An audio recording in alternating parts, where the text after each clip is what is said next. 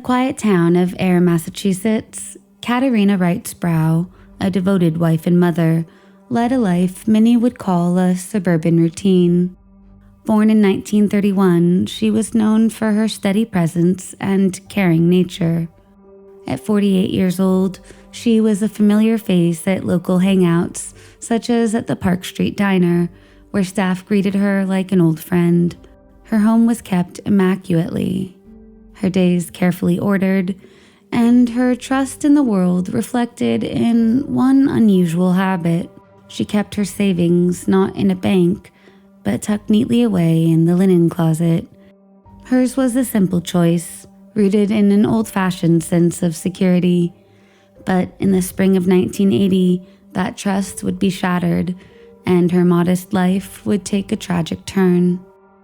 On the morning of May 21st, 1980, Katarina got up like any other day.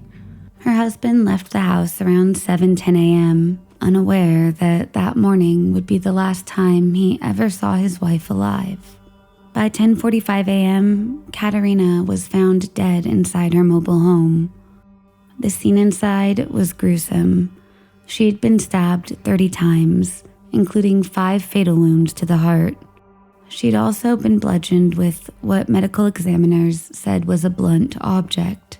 Sadly, the medical examiner would later conclude Katarina's death was not instantaneous and that she was alive for 10 to 20 minutes after the stabbing and was conscious for at least half of that time. There were no signs of forced entry, but Katarina's purse, jewelry, and the envelope of cash she'd kept in her linen closet were missing.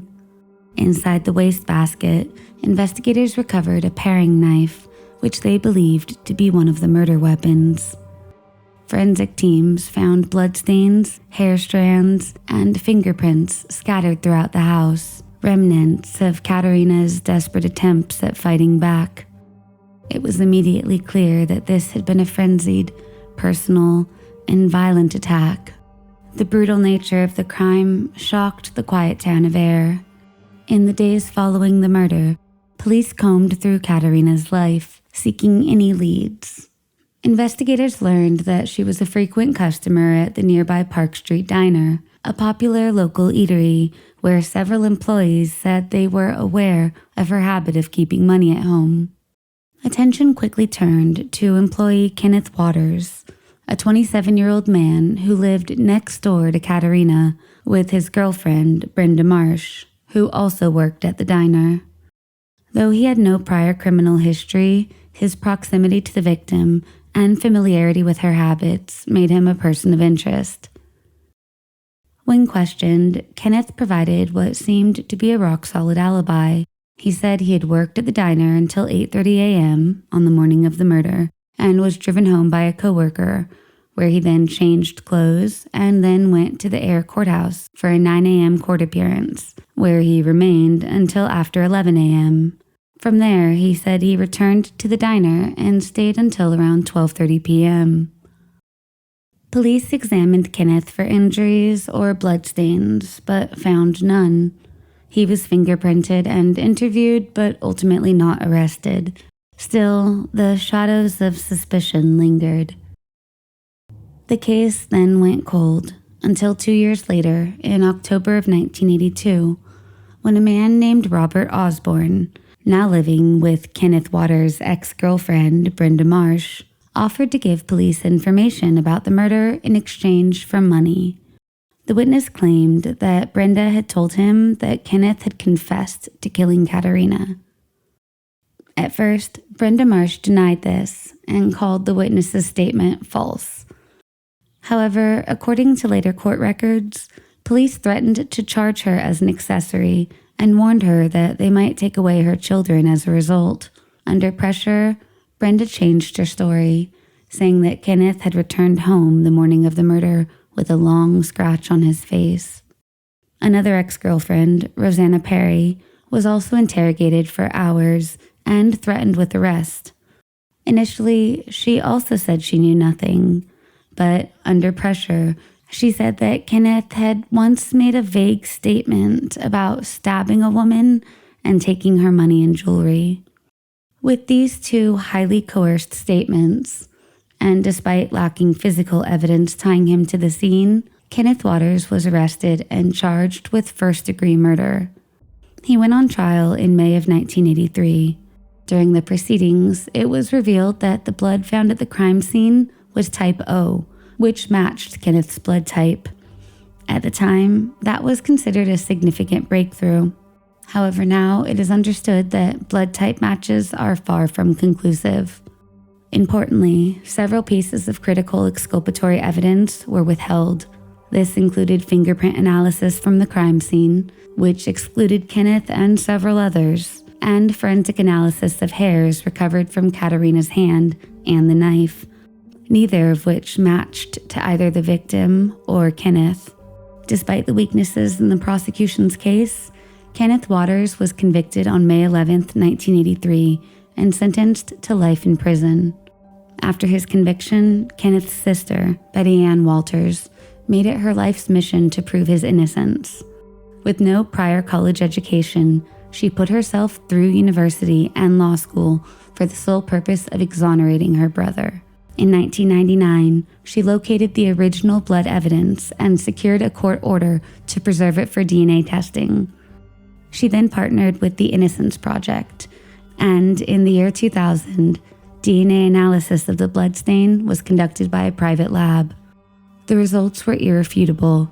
Kenneth Waters was not the source of the blood found at the crime scene. His conviction was vacated in 2001, and after nearly 18 years behind bars, he was released from prison. Sadly, just 6 months later, Kenneth died in a tragic accident. He was only 47 years old. His story and Betty Ann's unyielding devotion became the subject of the 2010 film Conviction, starring Hilary Swank. While Kenneth Waters had been officially cleared, Katarina's real killer remained unknown. For years, investigators tried to rework the case, but progress stalled until 2022. That year, the Middlesex County Cold Case Unit partnered with Parabon Nano Labs, a Virginia-based company specializing in forensic genetic genealogy. This modern technique uses DNA evidence combined with genealogical databases in order to identify suspects through familial matches. The results pointed to a genetic lineage involving 2 deceased brothers. Investigators tracked down living relatives who agreed to provide DNA samples. Through this testing, conducted by Bode Laboratories, the bloodstain found in Katarina's home was determined with overwhelming statistical certainty to have come from Joseph Leo Boudreau. Born in Natick, Massachusetts in 1943, Boudreau was a longtime Massachusetts resident who worked in Framingham. He had a criminal history, including a conviction for armed robbery in New Hampshire in 1975. Boudreau would have been 37 years old at the time of Katarina's murder. He moved to Ogunquit, Maine in 1987, 7 years after the murder, and died in 2004, a free man, at the age of 61. Authorities confirmed there was no known connection between Katarina and her murderer, suggesting her killing was likely a targeted act of robbery, a heinous and unnecessary act of murder fueled by greed, possibly influenced by rumors that she kept cash in her home. While no justice could be served, the case was finally solved after 45 years, giving the family a bit of closure and signaling to other murderers yet uncaught that technology and persistence will eventually catch up to those who callously have taken the lives of others.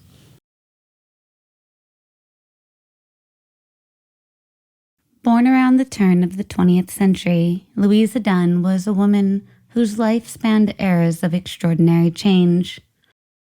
She lived in Easton, a working-class neighborhood of Bristol, England, and was known by neighbors as kind and sociable. Neighbors remember her standing at her front door, greeting passerbys, or simply watching the world go by. Louisa had lived through 2 world wars and was widowed twice, and carried a lifetime of hardship on her noticeably small frame. Her first husband, Edwin Parker, also known as Teddy, was a respected man, a labor alderman, a trade unionist, and a city councilor. The couple was known for their shared political interests and their lively debates. Photos from the 1940s show Louisa in the background of events with her husband, always supportive, but never at the forefront of attention. One of the last photographs of the couple together captures Teddy in a wheelchair on his way to vote in the 1945 labor victory, Louisa by his side. After Teddy's death in the late 1940s, Louisa remarried.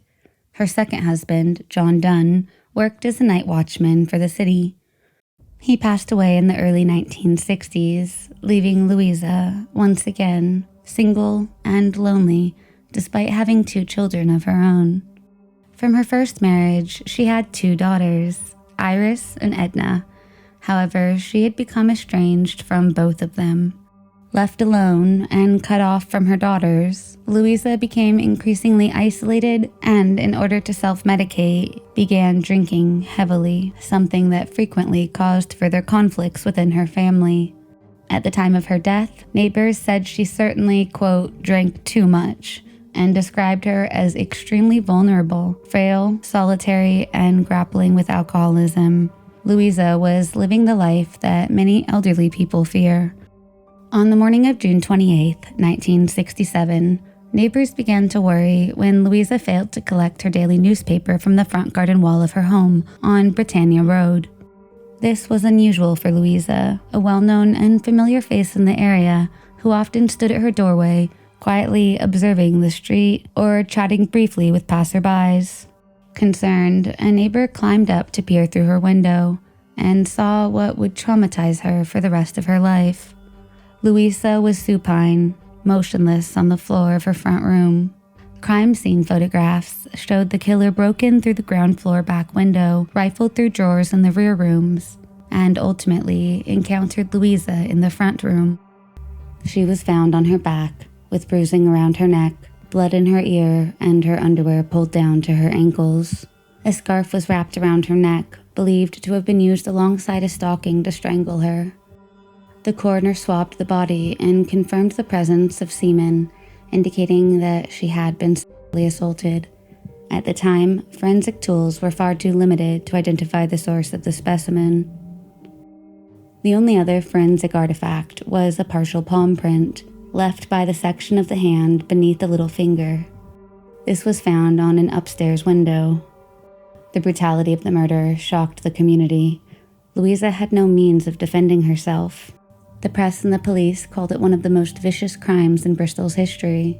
What followed was one of the largest criminal investigations in Bristol's history. Headed by Chief Inspector Reg Hicks, a team of over 90 officers launched an enormous campaign to identify the killer. House-to-house inquiries were conducted for over a year. More than 8,000 homes were visited, and 19,000 palm prints were collected, using old-fashioned ink rulers and brass pads. Detectives focused on every male aged 15 to 60 within a 1.5-mile radius of Louisa's home, focusing specifically on men convicted of burglary or sexual offenses, soldiers absent without leave, and the homeless. 2,000 witness statements were taken, and the investigation even expanded into Ireland and Canada.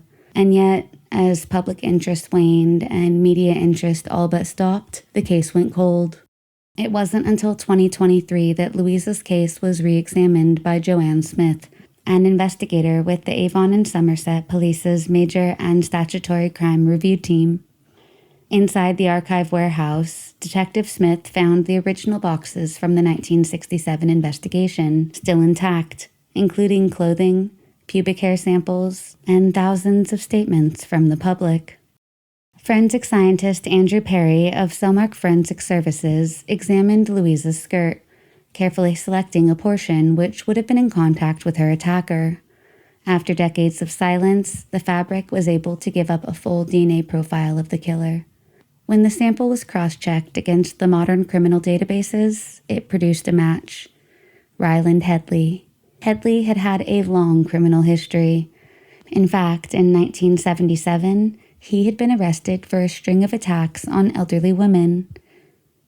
That year, the town of Ipswich experienced a rash of elderly women assaults taken place in the seniors' own homes.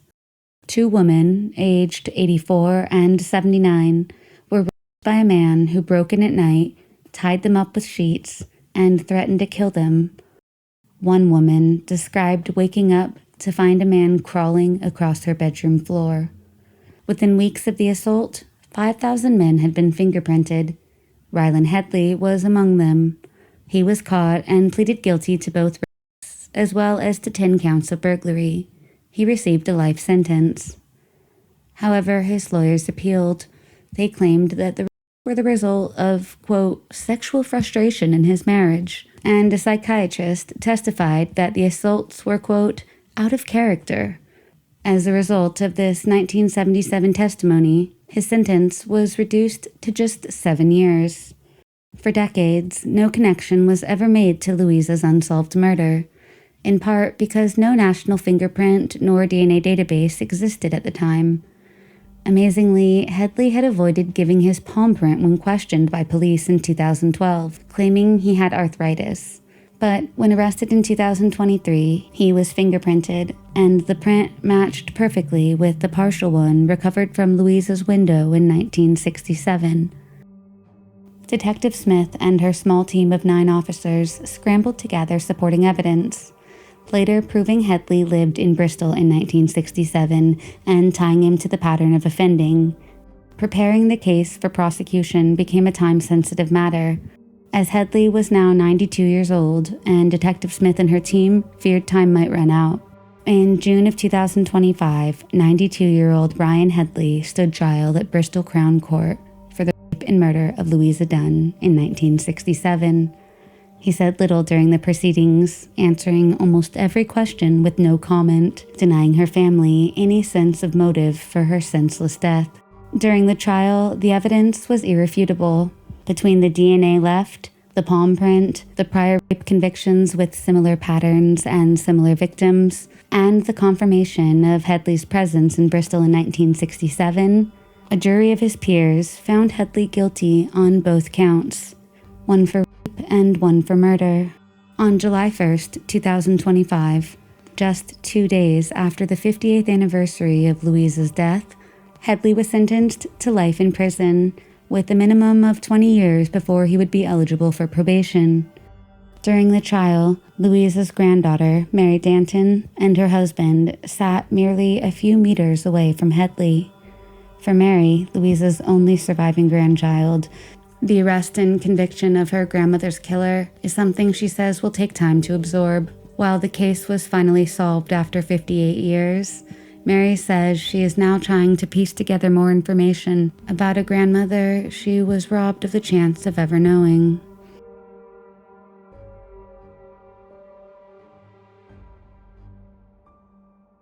Megan Beth Johns was born and raised in the Dallas, Texas area, described by those close to her as always smiling and eager to help others. Megan was always willing to assist those in need. Megan's warmth and willingness to see the good in people were part of what made her so loved. However, those same characteristics may have also left her vulnerable to someone with darker intentions. At the age of 29, Megan had recently moved into her own apartment in the Las Colinas area of Irving after finally saving enough money to live independently. This was a trendy neighborhood near the Dallas-Fort Worth airport and closer to her job at Smith Barney Shearson Incorporated, an investment firm where she worked as a secretary. Megan had never been married and had no children. She also had a younger half-sister, Bridget, who was only 9 years old. Despite the age gap, Megan was extremely close to her little sister, who remembers her older sister as a doting figure who made her feel deeply loved. She adored all animals and was specifically passionate about horses. She was also actively involved in helping people in need through various charities. After battling her own struggles with drug and alcohol addiction, she became sober through Narcotics Anonymous and proudly celebrated 5 years of sobriety. On the night of Tuesday, October 4th, 1994, Megan spoke to her father, Don, on the phone around 9:30 p.m. The call was brief and uneventful. just the normal evening conversation between father and daughter. This would be the last time that anyone ever spoke to Megan. The following morning, on Wednesday, October 5th, when Megan failed to show up for work, her absence was immediately alarming. She was known for her punctuality, and her coworkers knew that something was wrong. By 11:30 a.m., they requested a welfare check by police at her apartment. When the apartment staff could not reach her either, a maintenance worker forced entry through the sliding glass door. Inside, he found a horrific scene.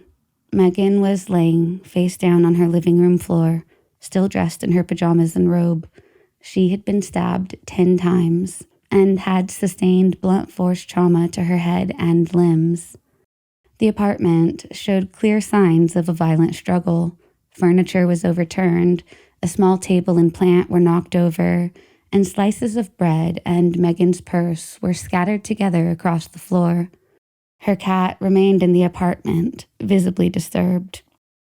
Police quickly arrived and secured the scene.